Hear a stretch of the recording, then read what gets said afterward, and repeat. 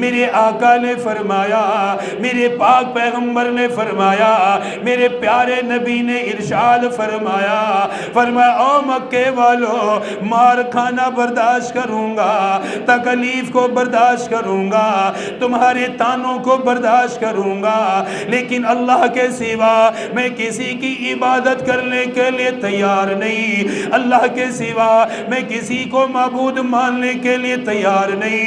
فرمایا ہر نبی کی دعوت یہ ہے، ہر رسول کی دعوت یہ ہے، انبیاء کو دنیا میں بھیجا اسی لیے گیا، رسولوں کو دنیا میں اسی لیے بھیجا گیا اپنی۔ اما بعد فاعوذ باللہ من الشیطان الرجیم،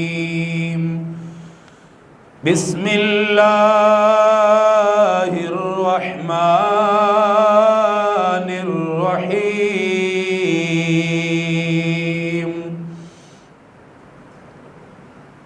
قل یا ایہا الکافرون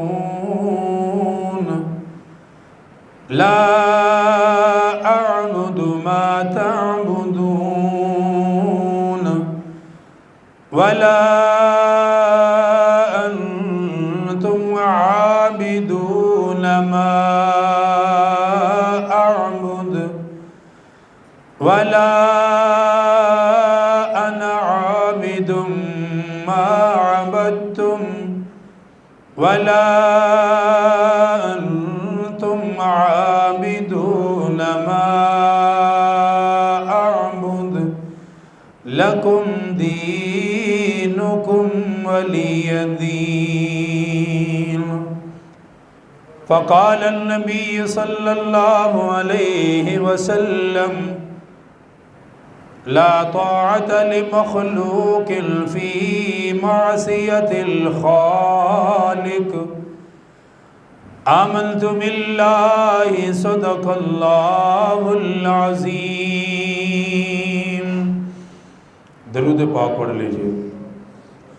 اللہم صلی علی محمد وعلی آل محمد کما صلیت علی ابراہیم وعلی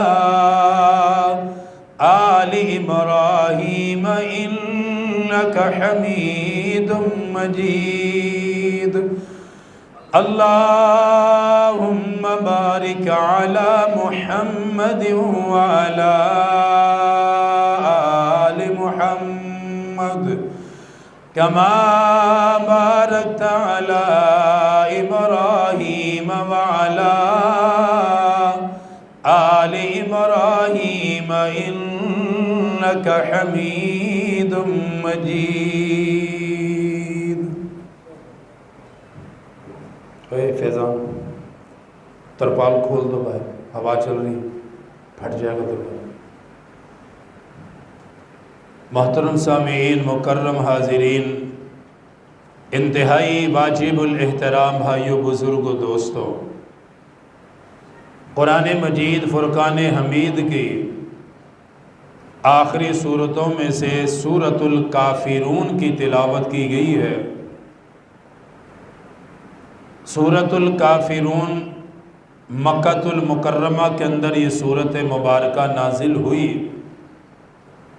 اور اس سورت مبارکہ میں اللہ رب العالمین کی وحدانیت کو بیان کیا گیا کہ اللہ وحدہ لا شریک ہے، کوئی اللہ کا شریک نہیں ہے، کسی کو بھی اللہ کے برابر نہیں ٹھہرایا جا سکتا۔ وہ اپنی ذات کے لحاظ سے اکیلا ہے، اپنے صفات کے لحاظ سے اکیلا ہے، اپنے اختیارات کے لحاظ سے اللہ اکیلا ہے۔ اللہ تعالیٰ کسی کا محتاج نہیں، ساری کائنات اللہ کی محتاج ہے، اور یہی انبیاء کا پیغام ہے۔ جتنے بھی انبیاء دنیا میں اللہ تعالیٰ نے بھیجے ہیں، تقریباً 1.25 لاکھ نبی دنیا میں تشریف لائے، ہر نبی کی یہی دعوت ہے لا الہ الا اللہ، اللہ کے سوا کوئی معبود نہیں، خالق اللہ ہے، مالک اللہ ہے، معبود اللہ ہے، عبادت صرف اور صرف ایک اللہ کی ذات کی کرنی ہے۔ یہی نبیوں کی محنت ہے، یہی انبیاء کی محنت ہے۔ خود رسول اللہ صلی اللہ علیہ وآلہ وسلم ایسی جگہ پر مبعوث ہوئے کہ جہاں لوگ بتوں کی پوجا کر رہے ہیں، یہاں تک کہ بیت اللہ شریف کے اندر لوگوں نے بت رکھے ہوئے ہیں، ان کی پوجا کر رہے ہیں۔ ان کو اپنا خالق بنایا ہوا تھا، اپنا مالک بنایا ہوا تھا، اپنی ضروریات میں، اپنی حاجات میں انہی کے سامنے گڑ گڑاتے، دعائیں کرتے۔ نبی کریم صلی اللہ علیہ وآلہ وسلم نے اس بات پر محنت فرمائی کہ لا الہ الا اللہ محمد الرسول اللہ صلی اللہ علیہ وسلم، کہ اللہ کے سوا کوئی معبود نہیں اور حضرت محمد صلی اللہ علیہ وسلم اللہ کے رسول ہیں۔ اللہ وحدہ لا شریک ہے، کوئی اس کا شریک نہیں ہے۔ ان بتوں کی جو عبادت کرتے ہو، رسول اللہ صلی اللہ علیہ وسلم نے علل اعلان فرمایا یہ کچھ نہیں کر سکتے، یہ تمہارے نفع اور نقصان کے مالک نہیں ہے، نفع نقصان کا مالک اللہ ہے۔ جو تم نے اپنے ہاتھوں سے بنائے ہیں، جو بننے میں تمہارے محتاج ہیں، رکھنے میں تمہارے محتاج ہیں، اپنی جگہ سے ہل نہیں سکتے، یہاں تک کہ اپنے اوپر سے مکھی نہیں اڑا سکتے، گرد و غبار اپنے اوپر سے دور نہیں کر سکتے، ورنہ یہ تمہاری مشکل کشائی کیسے کر سکتے ہیں؟ معبود اللہ ہے، اس کے سوا کوئی معبود نہیں ہے۔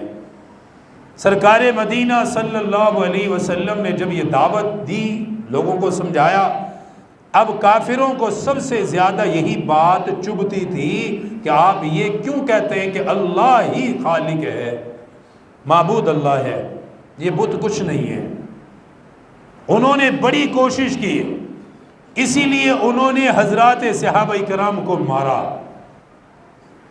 ان کی گردن میں رسی ڈالتے تھے، مکے کی گلیوں میں گھسیٹتے تھے، کیونکہ وہ یہ کہتے تھے اللہ وحدہ لا شریک ہے، اس کے علاوہ ہم کسی کی عبادت نہیں کرتے۔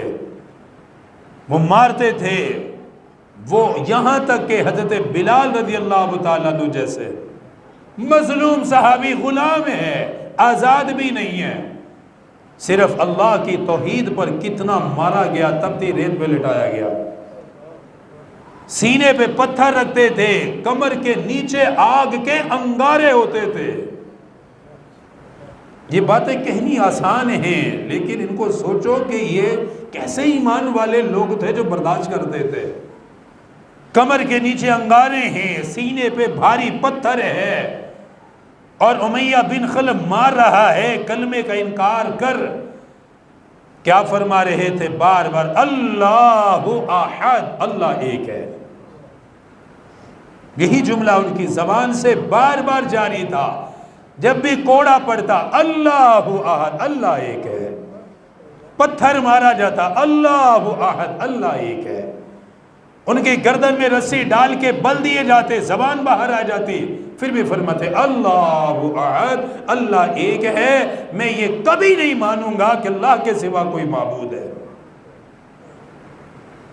کتنا ظلم برداشت کیا، لیکن اللہ کے ساتھ کسی کو معبود نہیں مانا۔ اللہ اللہ ہے، اس کا کوئی اس کے سوا معبود نہیں ہے۔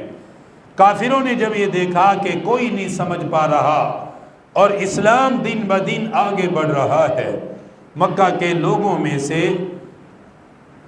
3 بڑے سردار رسول اللہ کے پاس آئے، بڑے لوگ، مصالحت کی نیت سے، اتفاق کرنے کے لیے، جن میں سے عاص بن وائل، ولید بن مغیرہ، اسود بن عبد المطلب، یہ 3 لوگ جمع ہو کر رسول اللہ صلی اللہ علیہ وسلم کے پاس آئے اور آ کر کہنے لگے کہ دیکھیے حالات خراب ہو رہی ہیں، اور مکہ کے اندر جو حالات بن رہے ہیں کہ کچھ لوگ آپ کے ماننے والے ہیں، زیادہ تر ہمارے ساتھ ہیں، مجبوراً ہمیں مارنا بھی پڑتا ہے، سزائیں بھی دینی پڑتی ہیں، تو آپ ہمارے ساتھ صلح کر لیں۔ تاکہ یہ ماحول ٹھیک ہو جائے، تاکہ یہ افراتفری، یہ جو معاملات ہیں یہ ختم ہو جائیں، آپ صلح کریں ہمارے ساتھ۔ فرمایا کس بات پہ صلح کرنی ہے؟ کہنے لگے جی صلح کا پہلا طریقہ، پہلا راستہ یہ ہے کہ 1 سال آپ ہمارے معبودوں کی عبادت کریں گے اور پھر اگلے سال ہم آپ کے اللہ کی عبادت کریں گے۔ اللہ تعالیٰ کو مانتے وہ بھی تھے کسی درجے میں، یہ نہیں کہ انکار سے، نہیں مانتے تھے کچھ نہ کچھ، لیکن کہتے تھے اختیارات ان بتوں کے پاس اللہ نے ان کو دیے ہوئے ہیں، جن کو ہم نے اپنے پاس رکھا ہوا ہے، کرتے دھرتے یہی ہے اللہ، اللہ ہے، مانتے تھے، انکار نہیں کرتے تھے۔ اس لیے کہنے لگے جی ہم تو اللہ تعالیٰ کو مانتے تو ہیں، تو کوئی بات نہیں، جس طرح آپ کہتے ہیں ہم اس طرح بھی مان لیں گے، لیکن 1 سال پہلے آپ ہماری بتوں کی عبادت کریں، پھر 1 سال ہم بھی کر لیں گے، اتفاق ہو جائے گا، اس طرح آپس میں صلح ہو جائے گی۔ رسول اللہ صلی اللہ علیہ وسلم نے فرمایا یہ کبھی بھی ممکن نہیں ہے، یہ کبھی نہیں ہو سکتا کہ میں اللہ کے سوا ان بتوں کی پوجا اور عبادت کروں، چاہے کچھ بھی ہو جائے، میری جان چلی جائے، کتنا بھی مجھے نقصان اٹھانا پڑے۔ فرمایا میرے صحابہ شہید ہوتے ہو جائے تو مجھے نقصان دو، مجھے مارو، مار رہے ہو، ساری تکلیفیں اٹھاؤں گا، لیکن اپنے رب کو چھوڑ دوں یہ نہیں ہو سکتا۔